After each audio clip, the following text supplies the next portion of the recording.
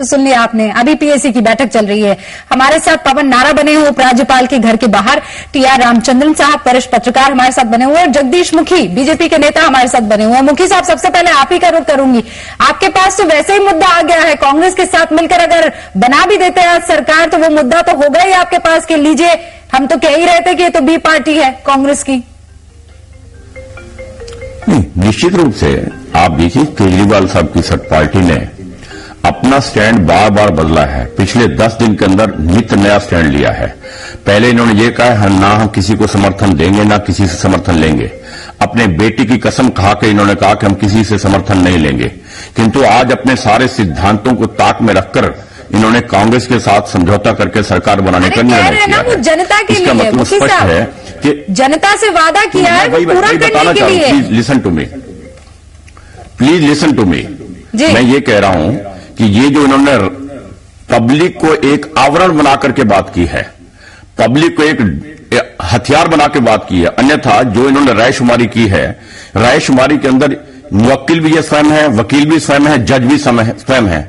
इसका मतलब स्पष्ट है, वो तो एक आवरण बनाने की कोशिश की है। अन्यथा ये सत्ता में आने के लिए कहते हैं हमें सत्ता नहीं चाहिए, हम तो परिवर्तन चाहते हैं, किंतु सत्ता की भूख इतनी जबरदस्त इनके सामने है कि अपने सारे सिद्धांतों को ताक में रखकर आज कांग्रेस को गालियां भी देते हैं, ये भी कहते हैं उनको लीडरों को बंद करेंगे और उनकी सहायता से सरकार भी बनाते हैं। एक कॉन्ट्राडिक्टरी टोटली बात सामने आ रही है। जनता को केवल मात्र गुमराह करके सत्ता हथियाना ही लगता है जैसे इनका एक उद्देश्य मात्र हो, यह सामने नजर आता है। जी जगदीश मुखी जी, जनता ये कह रही है कि एलजी ने तो आपको भी बुलाया था, आपने सरेंडर कर दिया, आपने उस चुनौती को एक्सेप्ट नहीं किया। आप जब दूसरी party Arvind Kejriwal second largest party है, कांग्रेस बाहर से उनको अनकंडीशनल सपोर्ट कर रही है, आपको तो खुश होना चाहिए। वो सरकार बनाते हैं और वादों पर नहीं खड़े उतरते तो फायदा तो आप ही को मिलेगा उसका। नहीं, मैं ये कह रहा हूं कि हमें स्पष्ट बहुमत नहीं था। प्रजातंत्र में आंकड़ा काउंट करता है, हेड काउंट होती है।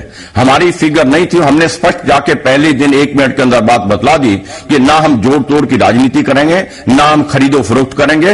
हमारा आंकड़ा पूरा नहीं है। फिर या तो इलेक्शन होगी दोबारा से, या सेकंड लार्जेस्ट पार्टी किसी और पार्टी के सपोर्ट से सरकार बनाती है। यहां पर आप वो विकल्प पेश करने की कोशिश तो कर रही है कम से कम। के अंदर मैं कह रहा हूं प्रजातंत्र के अंदर आंकड़ा काउंट करता है ना, ये हेड काउंट होता है। तो प्रजातंत्र जब हमारा स्पष्ट बहुमत नहीं है, हम बता रहे हैं कि हम बेईमानी करना नहीं चाहते हैं, हम ईमानदारी से बात करें, हम जोड़ तोड़ नहीं करेंगे, खरीदो फरोख्त नहीं करेंगे। बिना खरीदो फरोख्त के सरकार नहीं बन सकती है जैसा ये बना रही, ये भी तो समझौता है ना। अपने सारे ऐसा हो रहा है कि मुद्दों के लिए सत्ता में पहुंच गए हैं और मुद्दों के लिए ही अब अग्नि परीक्षा भी उनकी हो रही है। ऑल द बेस्ट तो कह ही देंगे आप, पहली दफा आ रहे हैं। नहीं, मैं सहमत नहीं हूं आपसे, मैं सहमत नहीं हूं। मुद्दों के लिए नहीं है। कांग्रेस पार्टी ने बिना शर्त के बहुत पहले इनके एलजी के पास जाने से पहले ही समर्थन दे दिया था।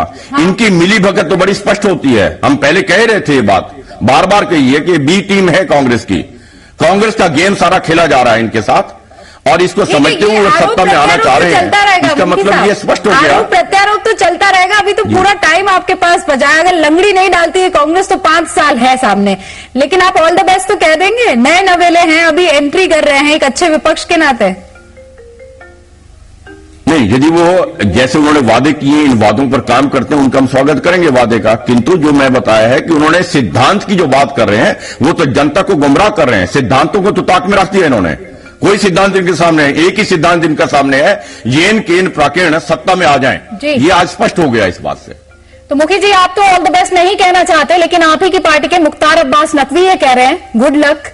सपनों के सौदागर कांग्रेस और आम आदमी पार्टी अलायंस को उन्होंने अपनी शुभकामनाएं दे दी हैं। रामचंद्रन साहब भी हैं, वरिष्ठ पत्रकार हैं। रामचंद्रन जी, जब आम आदमी पार्टी ने यह ऐलान किया कि दिल्ली में वो इलेक्शन लड़ने के लिए उतरेंगे तो तमाम पार्टियां थी जिन्होंने कहा उम्मीदवार कहां से लाएंगे।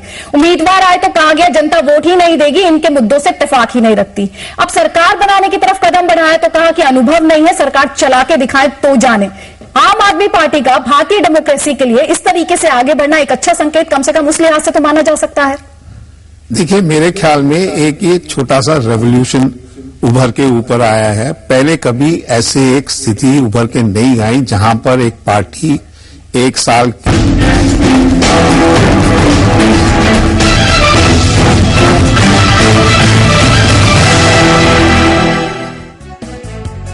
ब्रेक बाद आप सभी का एक बार फिर स्वागत है। हम ग्रैंड फिनाले पे पहुंच चुके हैं। ग्रैंड फिनाले दिल्ली की कुर्सी की बात हो रही है। हमारे साथ खास मेहमान बने हुए हैं, लेकिन जगदीश मुखी बीजेपी नेता हमारे साथ बने हुए हैं, उनके पास जाते हैं। मुखी साहब जरा ये तो बता दीजिए, ये तो बी पार्टी आप आम आदमी पार्टी को कह रहे हैं कांग्रेस की, तो फिर कितना टाइम सरकार बन जाएगी, आपको क्या लगता है? फिर तो लंबी चलनी चाहिए ना। नहीं, ऐसा है जी, कांग्रेस ने हमेशा गेम खेला है, जब उनको लगेगा नीचे से उनकी जमीन से खींच लेंगे तख्ती, और ये पूरा इतिहास है कांग्रेस का। शायद केजरीवाल साहब इसको समझ नहीं पा रहे हैं, तो भी क्योंकि उनको सत्ता की एक बहुत लालसा है, किसी भी कीमत पर सत्ता में आना चाहते हैं, इसलिए अपना वो गेम खेल रहे हैं। अन्यथा कांग्रेस केजरीवाल को कांग्रेस का बी पार्टी का मुखिया भी मान रहे हैं और आप कह रहे हैं उन्हें गेम खेलना नहीं आ रहा। आपसे बहुत सिंपल सा, देश की जनता आपको देख रही है, दिल्ली की जनता खासतौर पर एक रिस्पॉन्सिबल विपक्ष की भूमिका आप निभाने के लिए तैयार है। वो मुद्दे जो जनता के दिल के करीब है, सपोर्ट करेंगे आप सरकार को? निश्चित रूप से यदि वो कल कहते हैं कि हम 50% बिजली की कम करते हैं, हम इसका स्वागत करते हैं। वो कहते हैं कि हम भ्रष्ट नेताओं के खिलाफ इंक्वायरी करें इसे, हम कहते हैं जल्दी से जल्दी करें, हम उसका स्वागत करेंगे जी। वो कहते हैं कि हम पानी फ्री देंगे दिल्ली की जनता को। जगदीश मुखी जी, आपकी पार्टी को और आपको भी, यानी आम आदमी पार्टी को भी बहुत बहुत शुक्रिया हमारे साथ जुड़ने के लिए। हमारे साथ खास मेहमान बने हुए थे, आपका भी बहुत बहुत शुक्रिया पहलू को डिटेल में समझाने के लिए। चलिए अब एक छोटा सा ब्रेक यहाँ पर हम ले रहे हैं। मॉर्निंग जी में फिलहाल इतना ही, खबरें जा रही हैं, आपको बने रहना है जी न्यूज के साथ।